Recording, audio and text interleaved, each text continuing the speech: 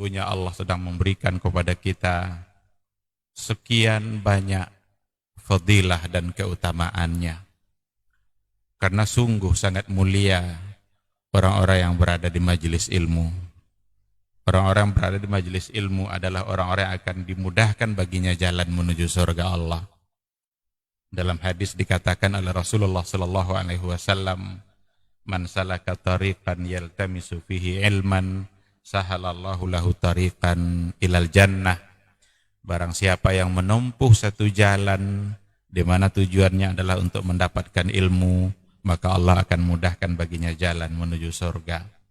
Surga itu perlu iman, dan mendapatkan surga itu perlu ilmu. Maka di majelis ilmulah kita bisa menumbuhkan iman kita, dan di majelis ilmulah kita bisa mendapatkan ilmu pengetahuan. Maka sering-seringlah menghadiri majelis yang bisa menambah iman kita dan juga bisa menambah ilmu, agar surga Allah itu benar-benar semakin dekat dengan kita bersama.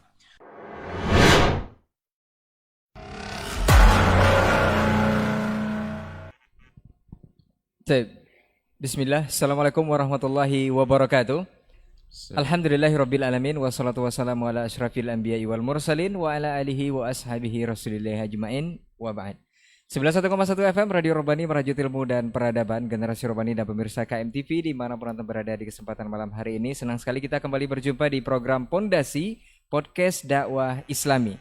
Alhamdulillah kita bersyukur kepada Allah Subhanahu wa taala untuk kesempatan malam hari ini. Kemudian selawat dan salam kepada Nabi Muhammad sallallahu alaihi wasallam selaku uswah hasanah kita dalam kehidupan. Kita bermohon selawat ini selalu tersambung hendaknya kepada seluruh keluarga, kepada para sahabat, dan juga tentunya kepada orang-orang yang senantiasa istiqamah menjaga dan menjalankan ajaran serta sunnah-sunnah beliau hingga hari kiamat kelak.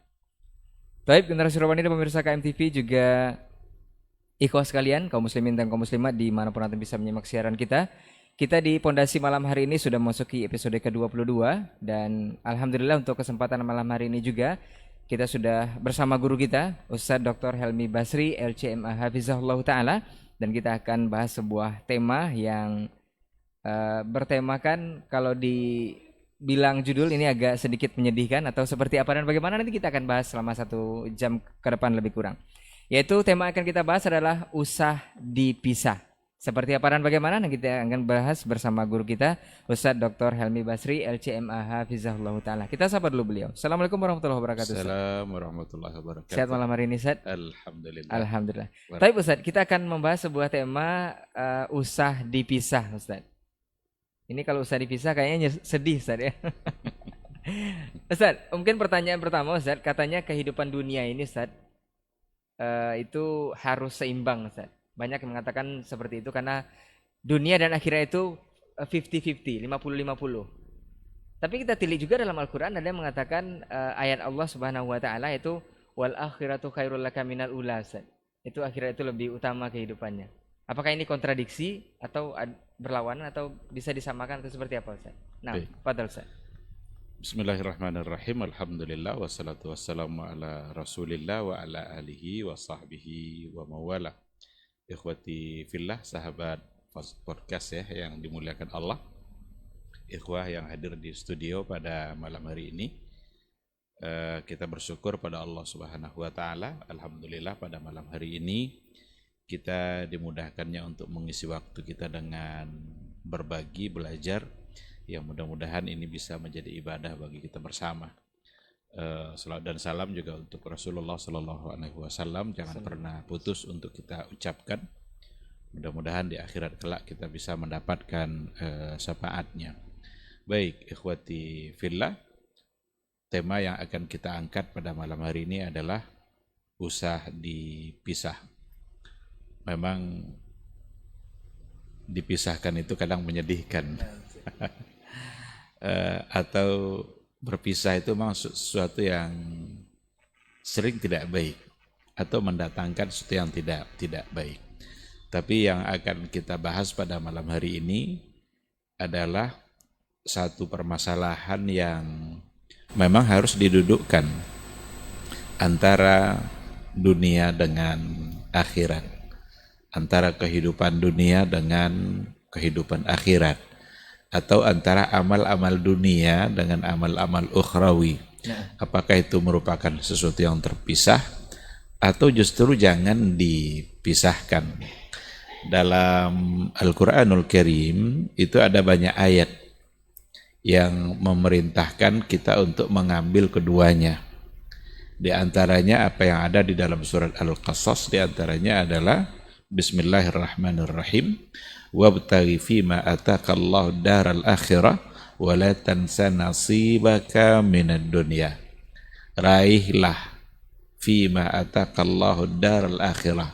Allah mengedepankan di sini adalah untuk persoalan akhirat. Kejarlah akhiratmu. Wa la tansa nasibaka minad dunya. Tapi jangan kamu melupakan bagian dunia kamu. Berarti ada dua perintah. Dalam ayat lain seperti yang disampaikan tadi, wal akhiratu khairul laka minal ula. Ada lagi wal akhiratu khairu wa abqa. Dalam ayat yang kedua ini juga didahulukan penyebutan akhirat. Bahkan nyata-nyata dikatakan bahwa wal akhiratu khairul laka minal ula, yang terakhir lebih baik dari yang pertama. Di antara maknanya adalah yang terakhir ya adalah akhirat nanti, al-ula adalah dunia, karena dunia lebih mendahului kehidupan di dunia, di akhirat. Hal yang harus kita pahami adalah bahwa kehidupan dunia dan akhirat itu merupakan dua hal yang memang tidak boleh dipisahkan. Dia berjalan secara beriringan dan bersamaan gitu. Dengan arti kata, Islam itu tidak pernah menyuruh kita untuk meninggalkan salah satunya. Islam tidak pernah menyuruh kita untuk meninggalkan secara mutlak salah satunya. Yang tinggalkan dunia hanya akhirat, atau tinggalkan akhirat apalagi, itu tidak akan pernah ada. Yang ada justru bagaimana seorang muslim itu bersikap adil antara dunia dengan akhirat. Hanya saja adil itu bukan berarti sama berat. Di sini yang perlu dipahami secara baik. Kita harus adil memberikan hak-hak dunia kita dan hak-hak akhirat kita. Karena dunia kita punya hak dan akhirat kita juga punya hak. Tetapi sekali lagi, adil di sini tidaklah berarti sama berat. Tetapi yang adil itu adalah bagaimana kita bisa memberikan kebutuhan sesuai dengan yang dibutuhkan. Oleh karena itu, kalau seandainya kebutuhan kita kepada akhirat itu lebih besar daripada dunia, maka berarti kita harus memberikan porsi waktu kita lebih banyak untuk akhirat ketimbang untuk dunia. Jadi ini yang harus dipahami secara baik. Kalau dikatakan harus 50-50, harus 50-50, itu nanti akan tidak benar. Karena kehidupan dunia itu adalah sementara. Sementara kehidupan akhirat itu adalah abadi untuk selama-lamanya. Tidak mungkin kita mempersiapkan sesuatu yang hanya bersifat sementara berbanding sama nanti dengan sesuatu yang bersifat abadi. Bahkan kalau seandainya kita lihat apa yang digambarkan oleh Rasulullah SAW tentang bagaimana singkatnya kehidupan dunia, itu memang tidak layak kita untuk mempersiapkan banyak hal untuk hanya hidup di dunia. Nabi pernah mengibaratkannya dunia itu bagaikan orang yang melintas sebuah jalan, abirus sabil, atau ibarat orang yang berteduh di sebuah pohon sejenak lalu dia pergi, dan pergi untuk selama-lamanya, melintasi sebuah jalan raya dari sebelah sini pindah ke seberang sana. Seberapa lamalah itu? Itulah gambaran keberadaan di dunia. Akan tetapi Islam tetap mengatakan wala tansa nasibaka minad dunya. Jangan kamu lupakan bagian kamu di dunia. Nah, oleh karena itu Allah Subhanahu wa taala memerintahkan kita untuk mengambil bagian-bagian tadi, tetapi harus adil. dikarenakan oleh kehidupan akhirat itu adalah sesuatu yang abadi dan selama-lamanya, maka di sini kita harus memberikan porsi waktu kita jauh lebih banyak untuk akhirat daripada untuk dunia. Tapi jangan tinggalkan dunia. Jangan pula tidak diberikan hak-hak dunia kita. Kita punya istri, kita punya anak, kita mau makan, itu bagian-bagian dari dunia kita. Nah, kejarlah itu, carilah itu. Tetapi bahkan harus diusahakan kerja-kerja dunia kita harus tetap memiliki dimensi akhirat.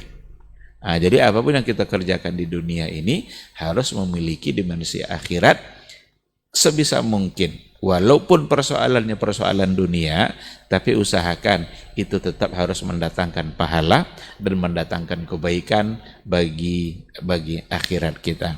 Nah, oleh karena itu, dugaan bahwa seimbang harus 50-50 itu tidak bisa diterima sebenarnya. Karena membuat kita menjadi tidak adil.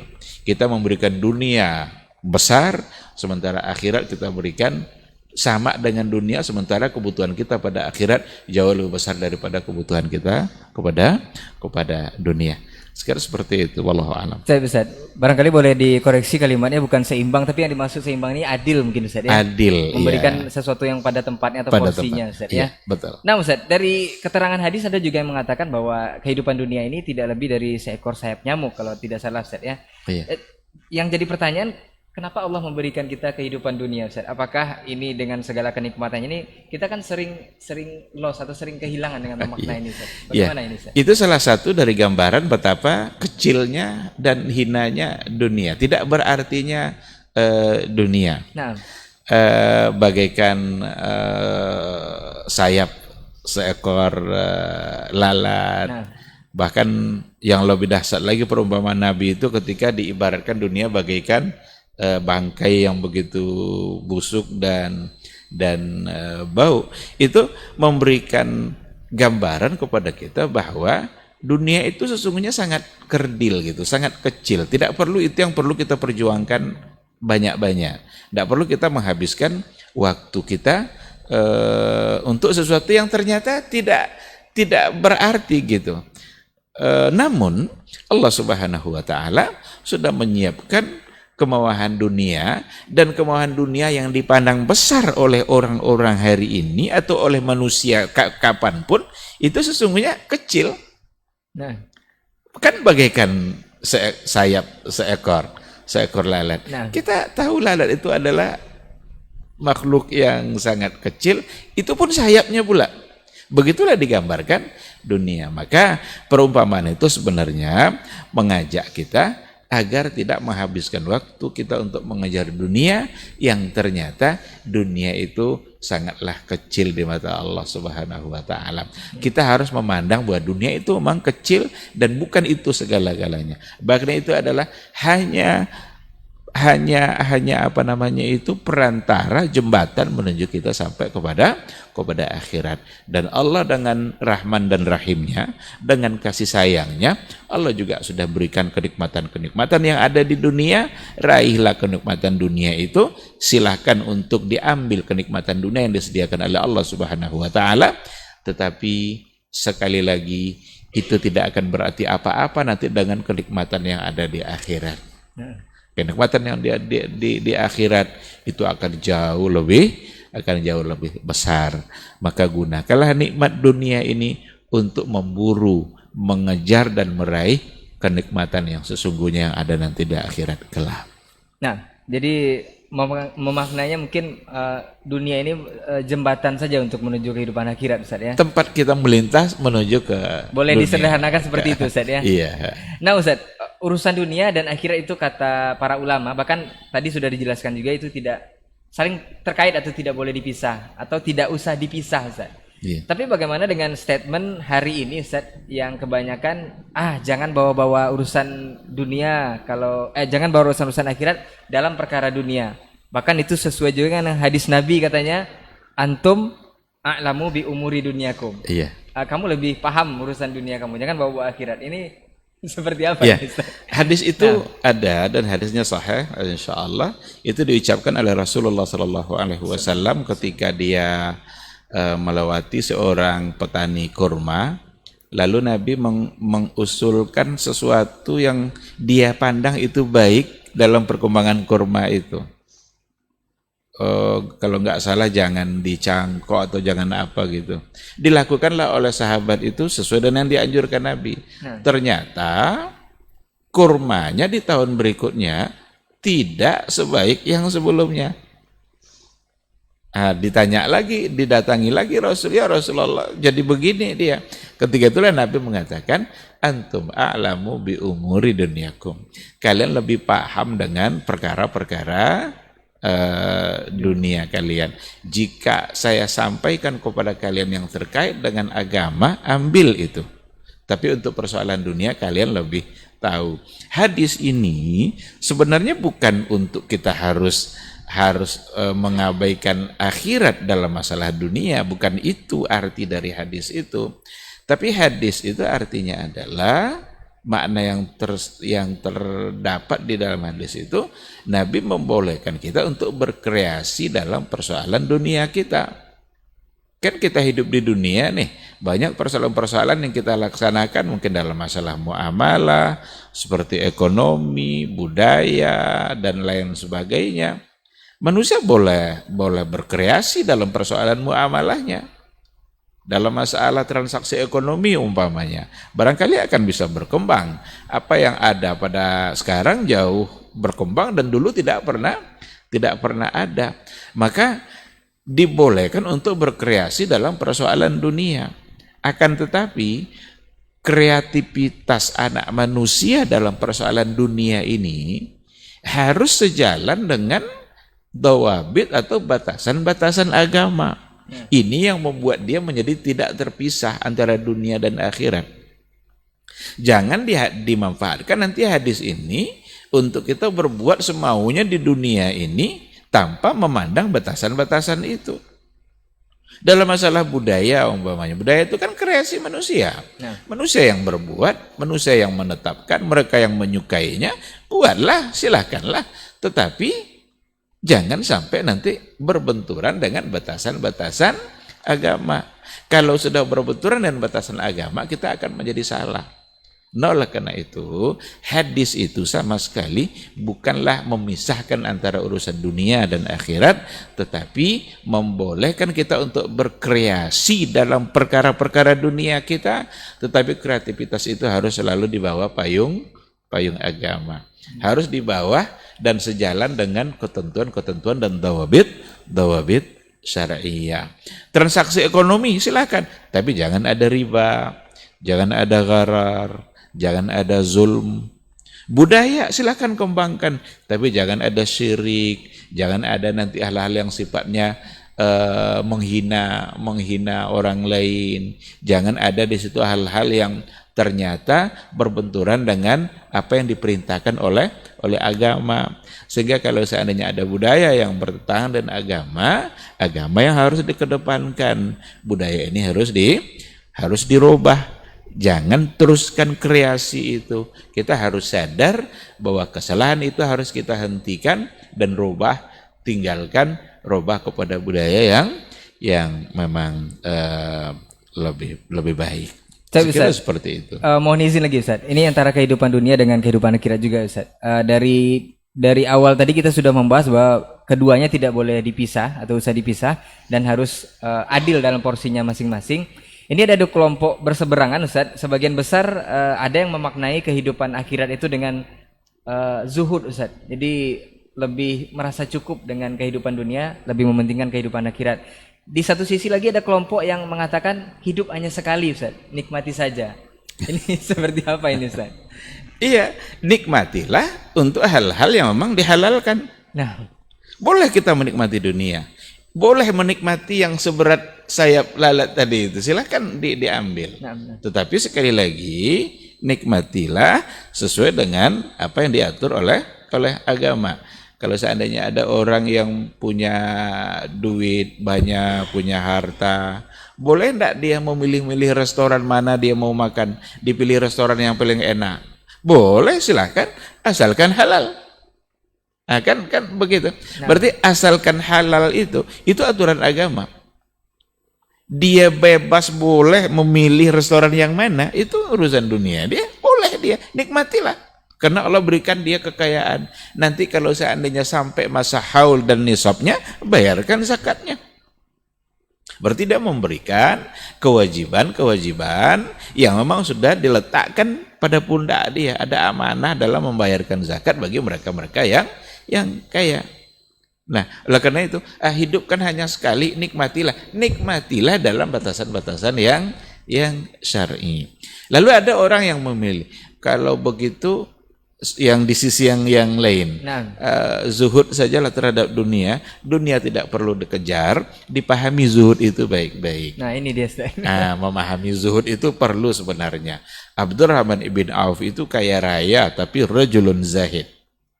Utsman ibn Affan itu kaya raya. Bisa dia mempersiapkan perlengkapan perang yang harganya ribuan dinar, tapi dia tetap sebagai rajulun zahid. Seorang yang memang memiliki sifat zuhud, dan itu mulia di mata Allah Subhanahu wa taala. Nah, oleh karena itu, zuhud itu sebenarnya bukan berarti kita tidak mengejar dunia, tetapi kita tidak meletakkan dunia itu di hati. Ketika dunia diletakkan di hati, itu akan merusak hati. Bahkan akan bisa merusak iman, merusak akhirat kita. Tetapi ketika dia diberikan dunia oleh Allah Subhanahu wa taala, dunia itu hanya sebatas di tangannya saja. Kalau dunia diletakkan di tangan, dia gampang meletakkan harta itu nanti di mana dia mau. Kalau sudah masuk ke dalam hati, jangan-jangan susah keluarnya. Nah, oleh karena itu sebenarnya zuhud tidaklah identik dengan kemiskinan. Islam tidak menginginkan kita mempertahankan kemiskinan, kan? Bahkan haji perlu biaya, man istata'a ilaihi sabila, itu kan diantaranya kan harta, kan?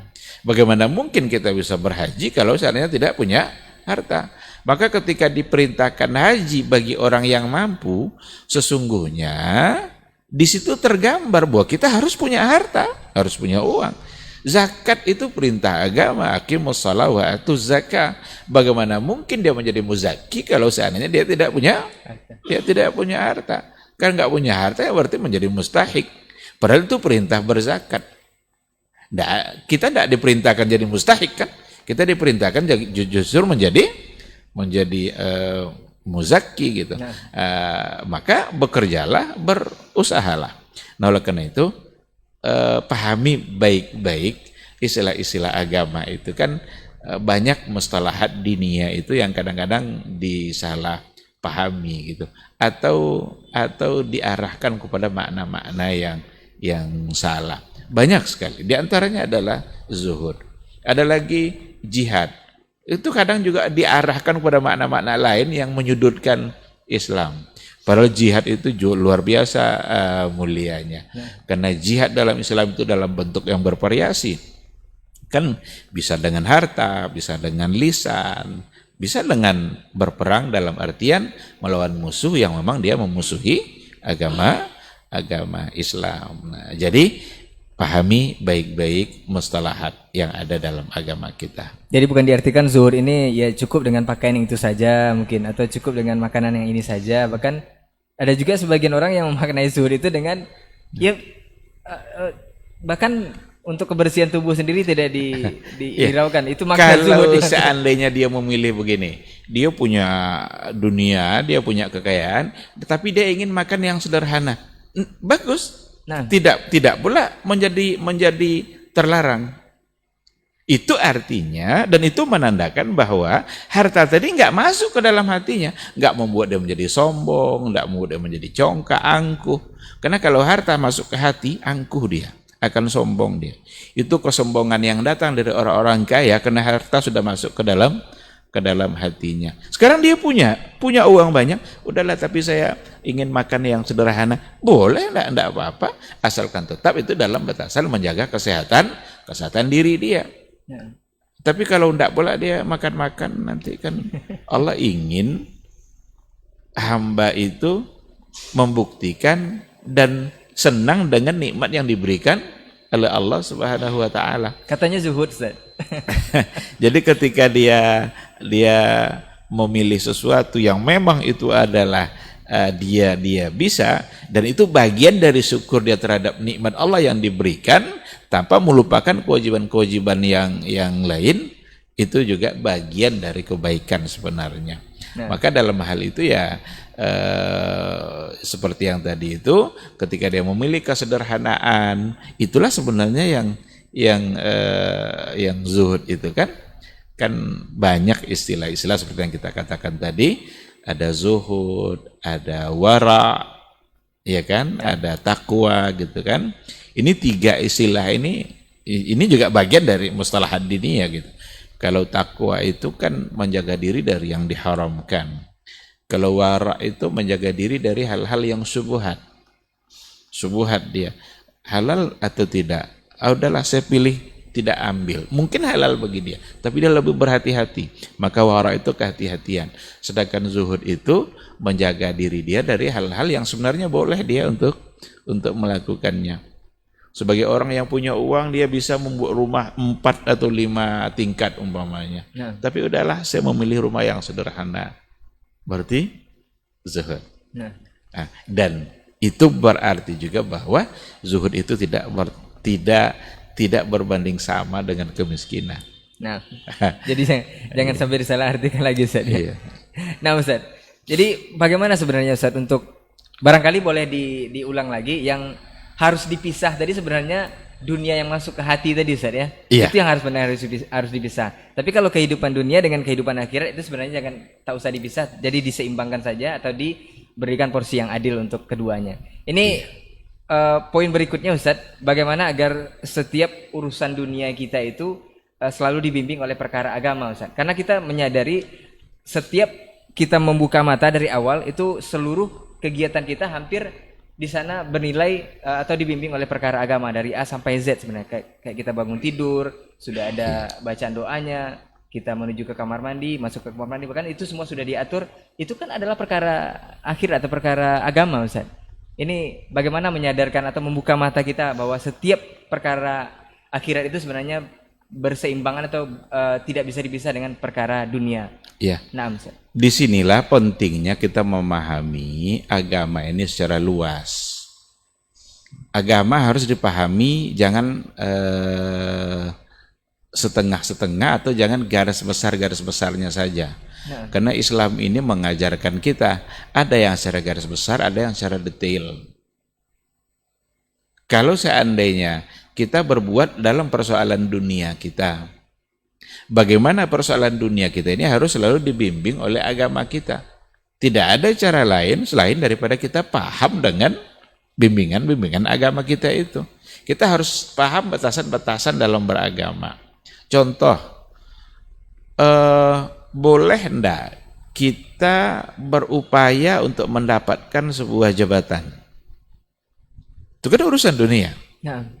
Kalau kita baca sejarah secara historis, ada orang-orang yang ketika meminta jabatan kepada Rasul tidak berikan. Seperti Abu Dzar umpamanya, "Amirni ya Rasulullah." Beri saya imarah, jabatan ya Rasulullah. Kata Rasul apa? "Innaka rajulun dha'if."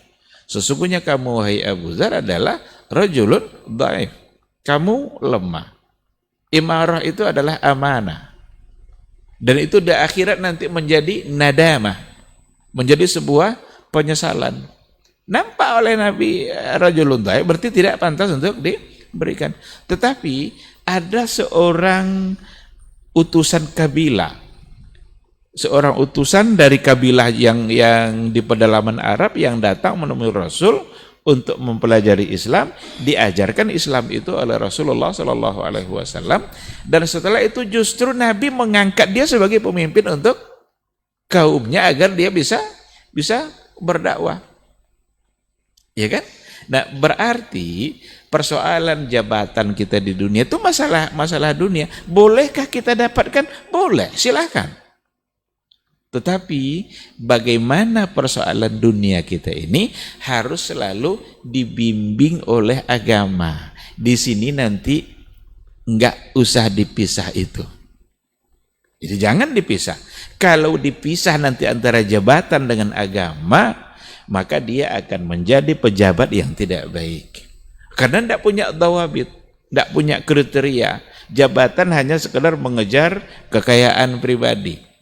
Sebanyak-banyaknya akan dia kejar kekayaan pribadi itu. Meskipun akan menzalimi hak-hak orang lain. Itu kalau dia tidak punya dawabit dan batasan-batasan agama. Oleh karena itu, bagaimana urusan dunia kita harus selalu di bawah naungan agama. Jangan sama sekali dipisah. Usulan untuk memisahkan itu datang dari orang-orang sekuler. Orang-orang menganggap bahwa agama ini terpisah dari negara, politik terpisah dari agama. Jangan bawa agama dalam perpolitikan kita. Itu sekuler, habis itu. Pemikiran seperti itu. Padahal kalau kita lihat dalam hadis-hadis Nabi, justru tidak dipisahkan. Apa contohnya? Ketika kita baca hadis sab'atun yuzilluhumullahu yawma la zilla illa zilluh. Ada 7 golongan yang di akhirat kelak akan mendapat naungan. Enggak ada naungan di hari itu kecuali naungan Allah. Yang pertama yang disebut Nabi apa? Imamun adil. Pemimpin yang adil. Berarti soal kepemimpinan ini kan tidak murni masalah dunia kan? Masalah jabatan ini berarti hubungannya sama akhirat nih. Begitu gambaran dari Nabi. Kalaulah dikatakan bahwa soal kepemimpinan ini jangan bawa agama, siap ajalah nanti di akhirat kelak. Dia tidak akan bisa menjadi yang adil. Nggak mungkin dia menjadi seorang yang adil kalau seandainya dia tidak mengerti dan batasan-batasan bagaimana agama mengatur agar bisa adil. Nah, kita ambil contoh lain. Bapaknya Nabi bilang begini, kullu amrin zibalin la yubda'u fihi bismillah fahuwa aqta. Setiap urusan di mana urusan itu tidak dimulai dengan bismillah, fahuwa aqta, maka dia akan terputus. Terputus itu di antara maknanya seperti yang dikatakan oleh Syekh Al-Utsaimin, qati'ul barakah, terputus keberkahannya. Ketika Nabi mengatakan kullu amrin zibalin, ini amrin di sini apakah persoalan akhirat saja? Apakah hanya sekedar kita mau sholat, mau wudu, mau berniat puasa? Kullu amrin. Kullu itu dalam ilmu usul fikih itu lafaz am. Lafaz yang bermakna umum. Semua perkara, semua urusan. Berarti apapun urusan dunia kita harus berada dalam frame bismillah. Harus berada dalam bingkai bismillah. Kita mau berdagang ke pasar, mulailah dengan bismillah. Sehingga nanti perdagangan kita tidak terputus keberkahannya. Jadi bingkai kita itu, apapun kerja dunia kita, bingkainya harus bismillah. Kalau enggak, fahuwa aqta. Dia akan terputus. Mau pergi ke kantor, mau pergi ke sawah, mau pergi ke kebunnya, mulai dengan bismillah. Sehingga nanti akan ada keberkahan, dan itu juga membantu dia untuk tetap berada dalam bimbingan agama. Karena dia sudah membingkaikan usahanya itu dengan nama Allah. Kalau dia pergi sebagai seorang petani, pergi dia untuk ke kebunnya, dan dia berada pada bingkai bismillah, saya kira dia tidak akan ambil lagi tuh sejengkal-sejengkal tanah orang. Karena dia sudah mulai dengan bismillah. Pergi dia mungkin ke kantor untuk bekerja, dia berada dalam bingkai bismillah tadi. Saya kira dalam pekerjaannya di kantor itu akan selalu terjaga dari hal-hal yang bertentangan dengan makna bismillah. Nah, jadi dengan demikian hadis Nabi yang tadi itu sebenarnya menggambarkan bahwa persoalan dunia kalian harus selalu berada di bawah naungan ketentuan-ketentuan agama. Nah, disinilah jangan pernah memisahkan urusan dunia kita dengan akhirat kita. Karena dunia nanti akan ada pertanggungjawabannya nanti di hari akhirat kelak. Kalau kita pisah, disinilah nanti yang akan membuat orang terjerumus, terjebak kepada hal-hal yang menyimpang, hal-hal yang salah, karena urusan dunia dia kira semata-mata untuk dunianya, tidak lagi membawa agama, sehingga dia bisa saja terjerumus kepada penyimpangan-penyimpangan yang akan membahayakan dia di akhirat kelak. Mungkin bisa ditambahkan juga untuk antum, bahkan untuk perkara yang dianggap afwan mungkin agak receh mungkin ya, soal pasang dan buka sendal Ustaz ya. Kalau baca bismillah itu bisa. Nah, iya. Dia begini, dalam agama ini, dalam kajian fikih lah umpamanya ya. Ibadah itu kan ada dua. Ada ibadah mahdhah, ada ibadah ghairu mahdhah. Kalau ibadah mahdhah itu ketentuan waktunya, jumlahnya, caranya, semua sudah diatur oleh Nabi. Sholat itu ibadah mahdhah. Nggak bisa kita tambah-tambah rakaatnya.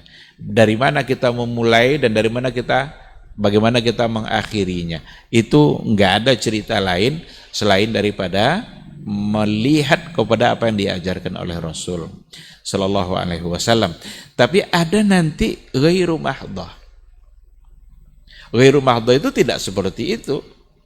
Boleh kita berkreasi, boleh kita berkembang, tetapi berada dalam kebaikan yang diridhai oleh Allah Subhanahu wa taala.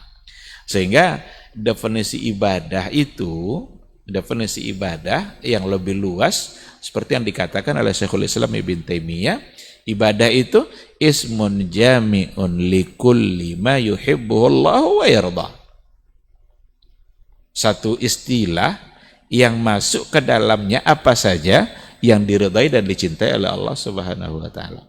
Nah, oleh karena itu dengan logika tadi itu, semua bentuk detik waktu kita yang meskipun secara zahir itu untuk dunia, tetapi akan bisa bernilai pahala. Tidak terputus tadi Ustaz ya. Akan bisa bernilai pahala, tidak terputus kalau kita bawa Allah dalam amalan kita itu. Kalau kita bawa ketaatan kita kepada Allah dan ketaatan kita kepada Rasul, apapun amalnya. Sekarang kita pakai sepatu. Pakai sepatu itu kan kerja dunia itu. Mau pakai sepatu mau enggak, kan agama enggak mengharuskan. Tapi ketika kita pakai sepatu, kita awali pakainya itu dengan kaki kanan.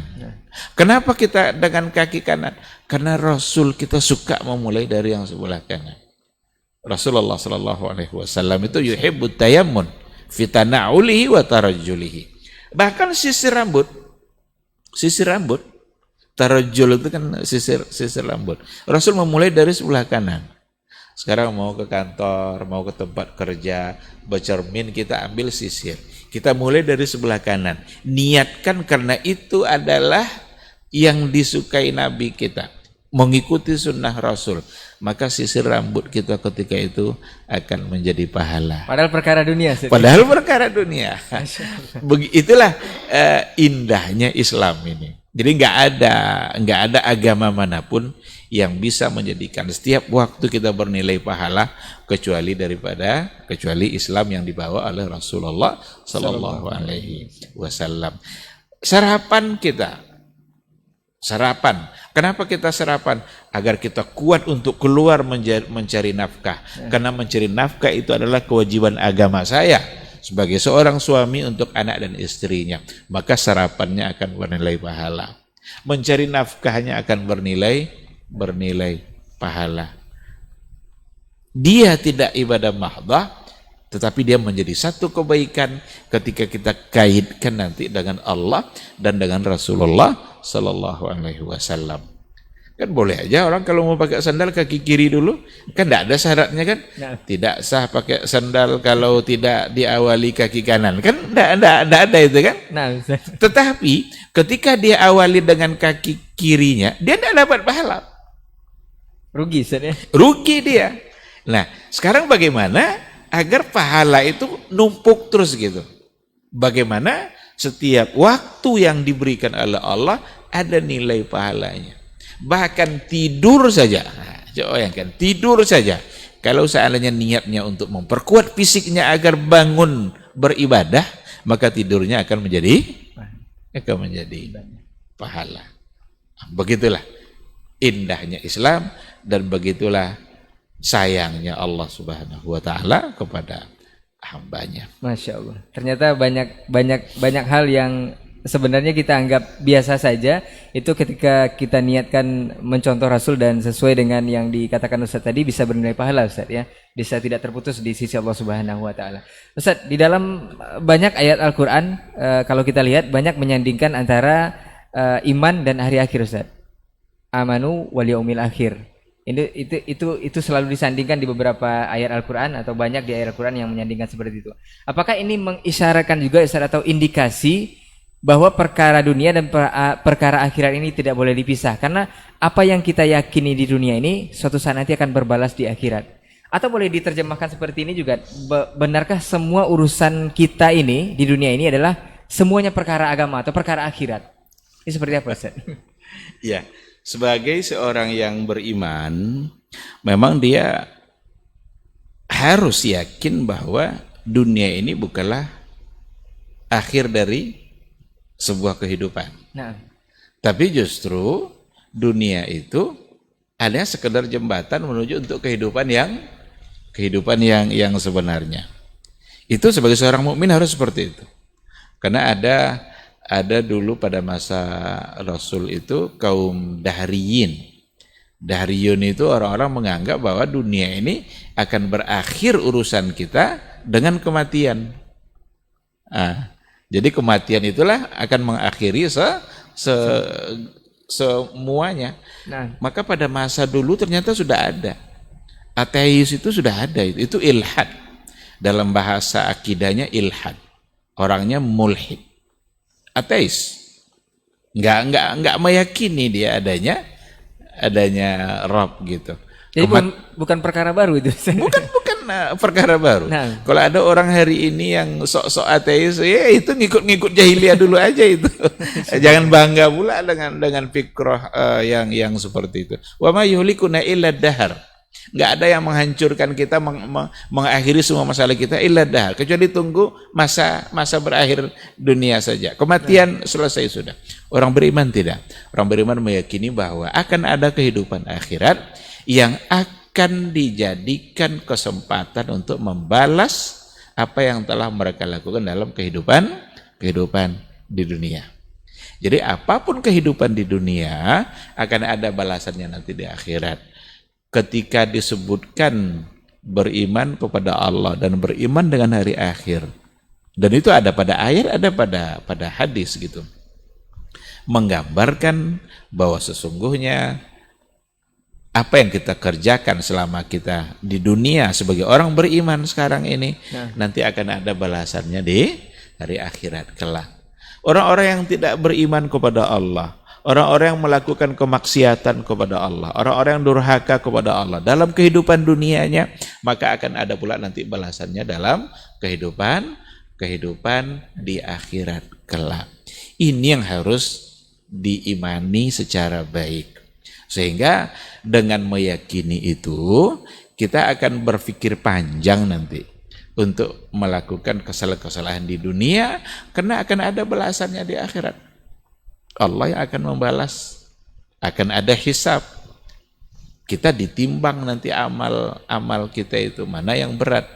Apakah lebih berat amal baiknya atau lebih berat amal buruknya, dan semua sudah disediakan balasannya oleh Allah Subhanahu wa taala. Baik. Kita lanjutkan Ustaz untuk perkara urusan dunia dan urusan akhirat ini Ustaz.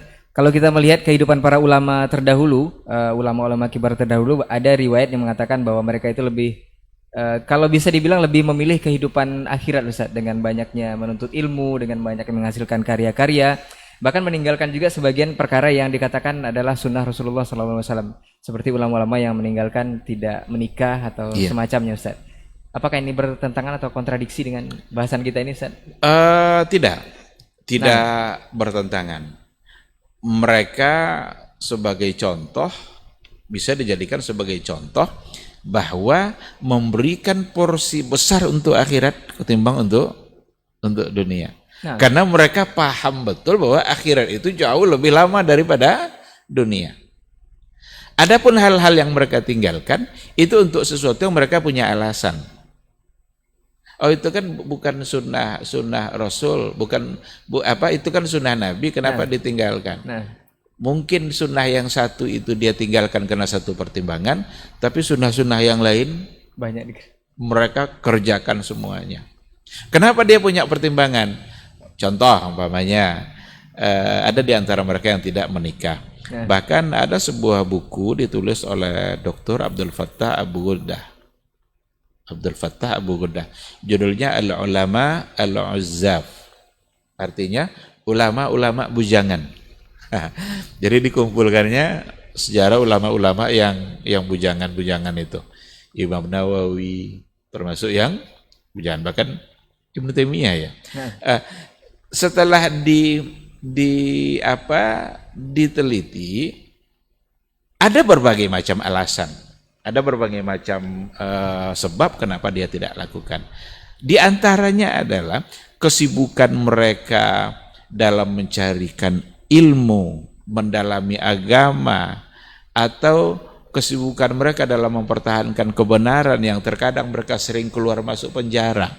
Syekhul Islam itu kan puluhan kali dia masuk penjara, keluar, masuk lagi, keluar, masuk lagi. Berarti sekarang keluar masuk berarti.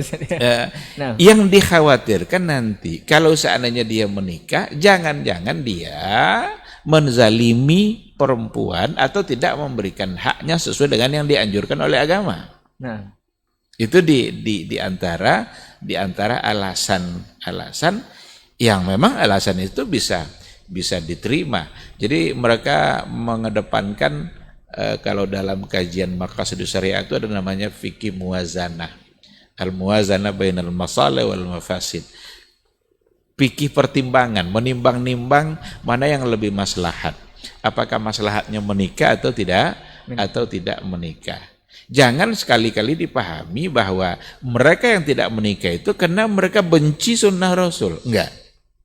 Dan Rasul bilang kan an-nikahu sunnati. Faman raghiba an sunnati falaysa minni. Rasanya kurang beradab kita kalau seandainya kita katakan bahwa mereka berbuat seperti itu karena mereka tidak mencintai sunnah Rasul. Ketika satu sunnah ini mereka tidak lakukan karena pertimbangan yang dianggap lebih maslahat, tapi coba tengok sunnah-sunnah yang lain. Semua mereka kerjakan. Yang disunnahkan oleh Nabi. Puasa sunnah mereka kerjakan. Sholat malam mereka juga melakukan. Karena ada juga kadang orang mempertahankan sunnah yang satu nih, nikah lebih dari 4 itu kan sunnah Rasul. Iya sunnah Rasul, tapi jangan itu aja yang dipertahankan. Kadang yang lain malah ditinggalkan. Ada juga orang yang memanjangkan rambutnya. Nah. Kalau ditanya, ini kan Rasul dulu rambutnya panjang. Nah. Tapi sayangnya sunnah yang nampak pada itu cuma panjang rambut saja. Bagaimana lisannya harus terjaga, itu tidak nampak. Padahal itu sunnah Rasul kan? Karena Rasul menyuruh agar kita menjaga lidah. Bagaimana kita tidak memaki-maki, mencaci maki atau berkata bohong, itu semua adalah perintah Rasul yang bisa disebut sebagai sunnah Rasulullah Shallallahu Alaihi Wasallam dari sisi qauliyahnya.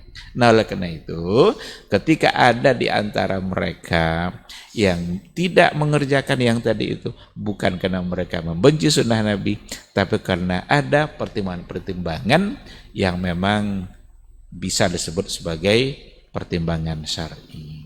Wallahu a'lam. Nah, Ustaz, menyambung dari bahasan kita ini lagi, Ustaz. Ada sebagian besar orang yang mengatakan bahwa kehidupan dunia dan akhirat ini memang sebenarnya terpisah, Ustaz. Bahkan seolah-olah mereka itu pasrah, Ustaz, dengan berbuat katakanlah kaum hedonis yang mengatakan hanya untuk kesenangan dunia saja. Mereka mengatakan kalau ridho dengan ketentuan Allah, maksudnya mereka akan menerima kalaupun nanti akan masuk nerakanya Allah, Ustaz. Jadi seolah-olah mereka sudah kuat dengan api neraka ini, Ustaz. Apakah ini ucapan yang benar atau seperti apa, Ustaz? Nah, itu tentu bukan ucapan yang benar. Karena kita diminta untuk beramal, kita diminta untuk beramal sebanyak-banyaknya. Barangkali dari aplikasi hidup hanya sekali tadi Ustaz, makanya berbuat semaunya nanti akan Hidup hanya sekali, lalu nikmati saja, kemudian pasrah dan ridho terhadap ketentuan Allah Ustaz. ketentuan Allah Subhanahu wa taala. Meskipun masuk Meskipun neraka. itu bukan ucapan yang tepat sebenarnya. Karena walaupun masuk neraka itu seolah-olah tergambar dia sudah sanggup untuk menahan api neraka. Kita disuruh untuk banyak-banyak beramal, beribadah untuk mengejar ridha Allah, agar dengan ridha dan karunia Allah itu kita dijauhkan dari neraka dan dimasukkan ke dalam surga Allah. Oleh karena itu kalau kita beribadah dengan mengharapkan surga, itu tidak salah, karena harus ada ar-raja dan satu sisi lagi ada al-khauf. Nah, Orang-orang yang beriman itu seperti itu, ada ar-raja, ada al-khauf.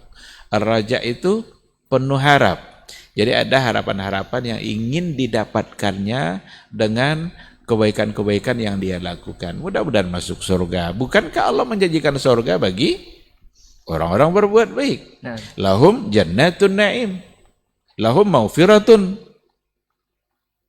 Kan itu kan, mereka mendapatkan surga yang penuh dengan kenikmatan. Mereka akan mendapatkan keampunan. Sekarang kita beramal sebanyak-banyaknya. Puasa Ramadan umpamanya, dia sebentar lagi akan masuk. Nah. Dijanjikan oleh Rasul apa? Man shama Ramadana imanan wahtisaban ghufira lahu ma taqaddama min dzambi. Sekarang boleh enggak kita beramal berpuasa dengan harapan kita terampuni dosa-dosa yang telah berlalu? Ya boleh, dan memang harus berharap, karena Nabi yang sudah memberikan janji itu. Bukan pamrih itu Ustaz ya. Kita luruskan lagi Ustaz. Tidak bertentangan dengan keikhlasan gitu. Nah. Kan orang menganggap selagi dia mengharapkan surga berarti belum Ikhlas. Ini kadang ungkapan datang dari orang-orang sufi, dan dimaklumi orang-orang sufi itu banyak yang aneh-aneh yang dia ungkapkan. Salah satunya yang ini. Nah. Selagi mengharapkan surga berarti belum ikhlas. Ikhlas tidak bertentangan dengan harapan-harapan surga. Bahkan kita beribadah sekali lagi seperti yang dikatakan tadi, ada al-khauf, ada ar-raja. Al-khauf itu apa? Rasa takut kita dengan ancaman Allah. Rasa takut kita dengan ancaman Allah, maka kita mentaati Allah Subhanahu wa ta'ala. Jadi jangan walaupun masuk neraka asal Allah ridha. Enggak. Masuk surga asal Allah ridha. Itu yang harus diperjuangkan dalam kehidupan kita. Baik. Jadi karena tidak mungkin juga masuk surga lalu Allah tidak ridha. Nah, jadi ketentuannya harus dimaknai dengan benar Ustaz ya. Iya. Nah, kita lanjut Ustaz. Di lain sisi Ustaz ada ungkapan yang masyhur sebenarnya dari dulu Ustaz, bahwa hidup itu terserah yang di atas Ustaz. Ini mudah-mudahan satu visi nih Ustaz ya. Terserah yang di atas, mudah-mudahan semua mengakui kalau Allah itu di atas Ustaz. Ini sehingga banyak yang mengaplikasikan maksud tersebut dengan malas untuk segala hal Ustaz. Jadi malas berusaha, malas bekerja karena udah ada ketentuannya Ustaz. Jadi hidup itu mengalir saja karena udah ada ketentuannya. Bahkan berefek juga ke pro yang lain mengatakan bahwa kalau seperti itu fungsi kita sebagai hamba Allah ini di dunia seperti apa? Kalau kita hanya ketentuan dari Allah aja kita seperti boneka. Ini seperti apa Ustaz? Nah, hidup tergantung dan yang di atas. Nah, kadang ungkapan itu diungkapkan juga oleh orang-orang yang meyakini Allah di mana-mana gitu. Nah. Jadi, tapi ketika hidup mereka sepakat di atas. Tapi dia sambil menunjuk pula itu kan, tergantung yang di atas. Di satu sisi ungkapan itu benar karena memang hidup kita tergantung yang di atas, tergantung Allah. Kita nggak bisa protes terhadap ketentuan-ketentuan Allah yang berlaku dalam kehidupan kita. Nggak bisa. Kita tiba-tiba sakit, kita nggak bisa protes. Kita mau protes siapa? Mau protes Allah. Kita berusaha tiba-tiba bangkrut, itu terserah yang di atas. Betul itu di satu sisi. Karena memang apapun dalam kehidupan kita ini itu diatur oleh Allah. Sekecil apapun, bahkan lembaran daun kayu pun yang jatuh, Ada pohon rambutan jatuh daunnya satu. Jatuhnya daun itu sudah diatur oleh Allah. Terserah yang di atas. Terserah yang di atas. Allah yang berkehendak secara mutlak dalam kehidupan kita ini. Tetapi kalau seandainya ungkapan itu nanti membuat dia menjadi malas dan pasrah karena hanya menunggu ketentuan Allah, di situ yang salah. Itu satu kesalahan. Jadi mensinkronkannya seperti apa nih Ustaz? Terserah yang di atas ini. Karena Allah Subhanahu wa taala memberikan kita peluang untuk berikhtiar mengejar ketentuan yang baik. Itulah sebabnya dan disitulah hikmahnya kenapa takdir itu rahasia. Tidak ada satupun kita yang tahu takdir kita. Kalau kita tahu takdir kita, maka kita akan malas. Kalau diberitahu kita oleh Allah takdir kita, kita akan malas dan akan takut. Apa contohnya? Kalau seandainya ada seorang mahasiswa belajar, dia sudah tahu takdirnya nanti akan sukses dan dapat A semuanya. Buat apa dia belajar? Karena dia sudah pasti dapat A, itu takdir dia. Atau dia sudah tahu bahwa takdirnya dia tidak akan selesai kuliah. Rajin tidak dia belajar? Malas dia. Malas juga. Jadi apapun ketentuan takdir kita, kalau Allah beritahu, pasti kita akan menjadi pemalas. Kita buka usaha, lalu kita sudah tahu bahwa takdir kita bahwa dalam usaha itu tidak akan sukses. Kira-kira gimana? Atau kita sudah tahu bahwa usaha kita pasti sukses. Ya akan malas juga karena pasti sukses. Ini. Padahal semua ketentuan sudah ada kan? Nah. Bahkan siapa yang masuk surga, siapa yang enggak masuk surga Allah sudah tahu. Kita ini ini Ibu Palanya, surga kan neraka. Allah sudah tahu. Tapi dia tidak tahu. Tidak ada kita yang tahu. Kalau sudah tahu, diberikan pasti masuk surga. Buat apa beramal? Memang kita sudah dijamin masuk surga? Atau kalau sudah tahu kita takdir kita buat kita neraka. Buat apa beramal kita masuk neraka? Jadi apapun takdir kita, pasti kita nggak akan bekerja. Tapi kata Rasul, i'malu kullun muyassar lima khuliqalahu. Berbuatlah karena semua kita dimudahkan oleh Allah untuk mendapatkan takdirnya. Jadi ikhtiar ini tidak boleh ditinggalkan. Nah, disinilah kesalahan yang tadi itu. Terserah yang di atas. Kalau gitu malas-malas aja lah, serahkan aja urusan semuanya. Nah, ada ikhtiar untuk mengejar takdir, meskipun kita tidak bisa memastikan takdir kita seperti apa. Oleh karena itu kalau seandainya kita kelaparan, bagaimana agar kita kenyang? Ya makan. Makan itu ikhtiar. Jangan kan kalau Allah takdirkan saya kenyang, ya kenyang. Lalu dia tidak makan. Berarti dia meninggalkan apa yang seharusnya dia lakukan. Maka tawakal itu kan setelah melakukan ikhtiar. Serahkan segala-galanya kepada Allah setelah kita mengerjakan kerja kita. Jadi dalam hidup ini ada kerja kita yang harus kita selesaikan. Lalu semuanya kita serahkan kepada Allah, karena Allah juga bekerja dalam menentukan atau sudah menetapkan apa yang menjadi ketentuan untuk semua hambanya. Jangan nanti kerja Allah diutak-atik tapi kerja dia tidak melakukannya. Itu menjadi satu kesalahan. Kalau umpamanya anaknya sakit, bukankah Allah sudah tahu kapan dia sembuh? Tapi ikhtiar itu adalah ibadah. Ikhtiar itu ibadah. Ini yang harus dipahami. Apa yang kita lakukan, umpamanya berobatlah dengan yang halal, carilah cara kesembuhan dengan cara-cara yang baik, tidak ada unsur kesyirikannya, itu semua menjadi ibadah, akan diberikan pahala oleh Allah. Namun hasilnya itu Allah yang menentukan. Termasuk dalam mencari rezeki. Dalam ciri rezeki kan sudah sering kita ulang-ulang kan. Nah. Hasil apa yang akan kita dapatkan itu murni mutlak kehendak Allah. Tapi kita berikhtiar itu sebagai ibadah. Maka lakukanlah ikhtiar itu pertanda kita tunduk kepada Allah. Lakukan ikhtiar itu pertanda kita taat kepada Allah. Karena itu hanya akan menjadi bukti bahwa kita telah beribadah kepada Allah Subhanahu wa taala. Adapun hasil itu semua di tangan Allah. Allah yang menentukan apakah dia akan sembuh, apakah cepat atau lambat, atau apakah dia akan mengakhiri kehidupan dunianya dengan sakit yang disebabkan oleh sakit yang dialaminya.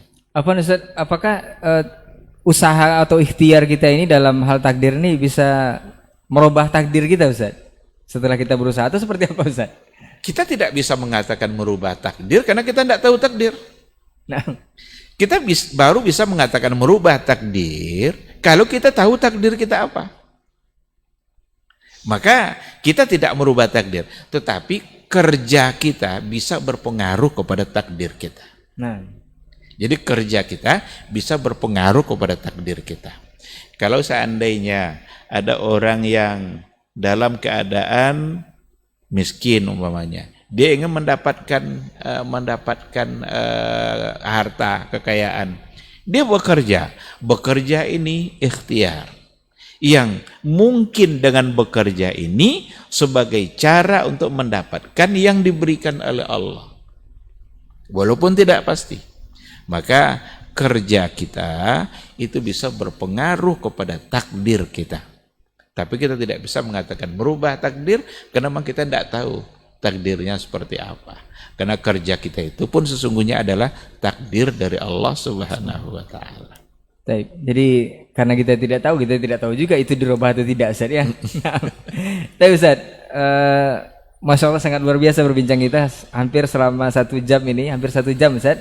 Mungkin terakhir, Ustaz, sebagai penutup dari bahasan usah dipisah ini, Ustaz, apa nih yang harus kita persiapkan, Ustaz, sambil menunggu di dunia ini untuk menuju kehidupan akhirat? Sementara keduanya kan tidak bisa dipisah, Ustaz. Apa yang mesti kita persiapkan selama mengisi waktu tunggu kita ini, Ustaz?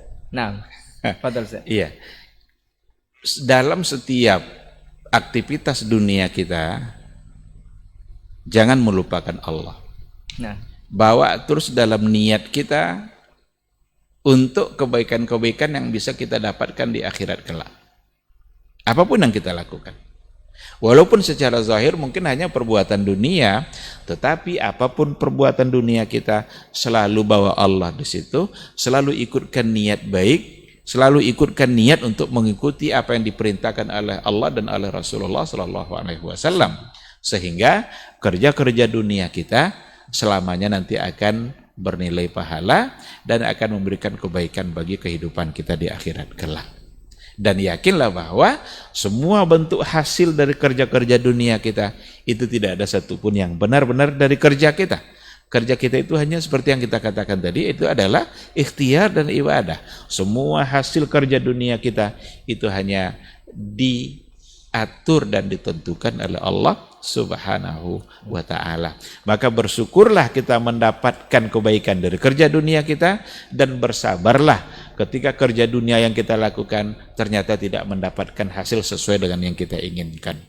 Karena sikap orang beriman itu hanya 2, sabar ketika menghadapi hal yang tidak baik, dan syukur ketika menghadapi sesuatu yang dirasakannya baik.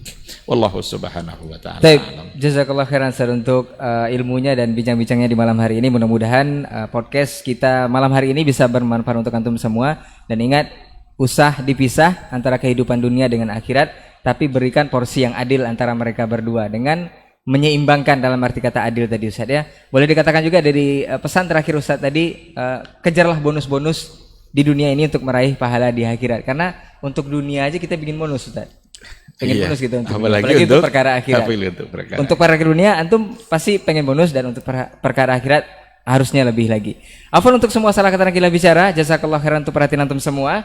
Kita tutup nanti dengan doa kafaratul majelis. Insya Allah kita pekan depan akan ketemu lagi di sesi yang sama, di program yang sama, dengan ustadz yang sama, insya Allah dengan tema yang berbeda, insya Allah. Kita tutup dengan doa kafaratul majelis. Subhanakallahumma wa bihamdika asyhadu an la ilaha illa anta astaghfiruka wa atubu ilaik. Wassalamualaikum warahmatullahi wabarakatuh. Waalaikumsalam warahmatullahi